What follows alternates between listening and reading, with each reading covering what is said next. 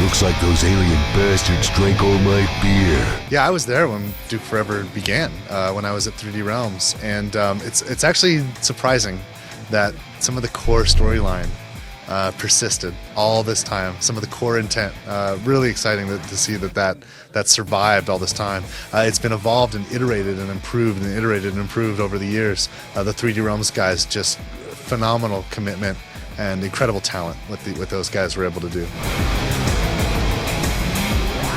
You know, one of the things that's always been fun about Duke is, you know, when you're playing in that environment, you kind of expect things to react. Too many times when we play games today, the world is just a shell. It's just a dead shell and it doesn't respond to us.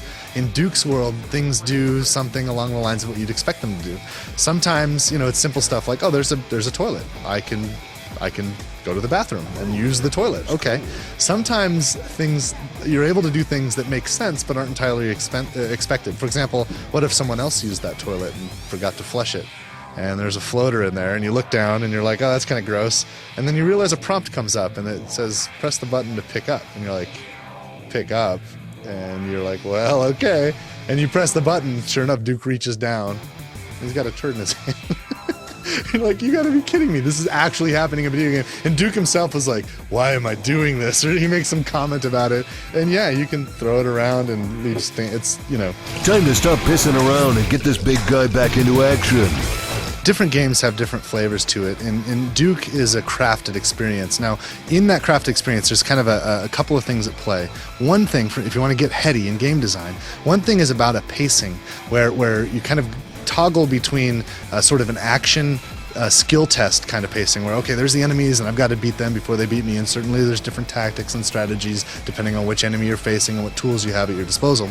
But when you clear that out, then there's another pacing that starts to come into it, and sometimes it's more cognitive or more exploratory, like there's the critical path but I can't reach it. I got to figure out what to do here to kind of get around this so that I can, you know, move forward. And sometimes you have to solve a puzzle, or sometimes there's a little bit of platforming gameplay where you have to use a different kind of maneuvering skill to get through the test. And when we find those things, yes, our heart rate slows down a little bit, you know, and we're maybe at the beginning we're kind of, what's expected of me here? And you get a little bit of confusion at first, and then you go, I think this is what I'm supposed to do, and then you start to figure out, aha, and then you feel great, you feel really gratified. I'm smarter than this freaking game, and I figured it out, and you feel good about overcoming that challenge, and then you're back into combat again. And then you layer in things like alternate gameplay, like, oh, cool, now you're driving a remote control car, or holy crap, I'm flying a spaceship, you know, or I'm shooting down I'm on a turret, you know, all kinds of interesting alternate gameplay to kind of make this a larger than life adventure that just, you know, spans the whole gamut. And then what's neat is you get these things off to the side. You know, I'm in Duke's arcade and there's a pinball machine there. Let me see what happens if I just, you know, walk up to it. Look, it says play pinball. Sweet. Holy crap, this is a fully featured pinball machine that's got, like, it's an actual full pinball simulation. The puzzles really aren't about stumping you. It's about creating kind of a different kind of challenge and mixing up the pacing. I think Half-Life is a brilliant example, and I think there's actually few games out there that get it. And I think Half-Life both borrowed from and evolved brilliantly from the foundation that Duke 3D actually set. And Duke 3D was an innovator there. Now, in the terms of puzzle versus shooter gameplay, I think Duke 3D actually evolved and iterated from where Doom was. Doom was probably the first one where it wasn't just about shooting, but there was different ways we proceed. Now, back then it was very simple. You know, it's usually card key and door mechanics. Like, oh, there's the red door, where's the red key? Duke actually makes fun of this in Duke Forever. One of the very early things that happens is you run up to a door that's locked and the computer voice says, red key card required, and Duke says, key card? I don't need no fucking key card. And you can just rip the door apart. And this kind of makes a joke about that, you know, more antiquated kind of gameplay, but it doesn't mean to say that there aren't those cognitive opportunities where you feel rewarded for having figured out how to maneuver through the environment. And this is gameplay that is missing. It'll be interesting to see how well it works, to see if it creates more love and respect for the experience, or if it creates some blocks for some gamers that just don't want to think at all. Right in the jewels. The reasons why Borderlands are interesting are totally different reasons why Duke Nukem is interesting.